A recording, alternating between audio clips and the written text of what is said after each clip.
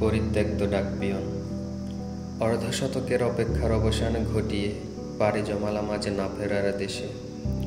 এতগুলো বছর কাটিয়ে দিয়েছি তার চিঠির অপেক্ষায় পরিত্যক্ত ডাকপিয়নের পাশে।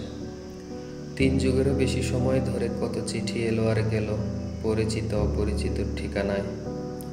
গেল সময়টাতে ভুল করে কোনো চিঠি আসেনি আমার নামে, নাই বলে কেউ দুনিয়ায়। গত 10-12 বছরে পাল্টেছে যুগ, এসেছে আধুনিকতার ছোঁয়া। পরিত্যক্ত সেই ডাকপিয়নের পাশে ময়লা জমে উড়ে নিকোটিনের ধোঁয়া। কখনো আর আসেনি কোনো চিঠি, উপরে লেখা নাম হৃদয়, প্রাপক আমি সেই ছেলেটি। হঠাৎ ঝড়ো হাওয়ায় কোথায় হারিয়ে গেল সে চিরচেনা বিন্দু নামের মেয়েটি। একটা সময় ছিল করতাম বাহাদুরি তার শত শত চিঠি উত্তর পেয়ে। সেই স্মৃতি আজ পড়লে মনে অনুভব হয় যন্ত্রণা তাকে পেয়ে হারানোর চেয়ে।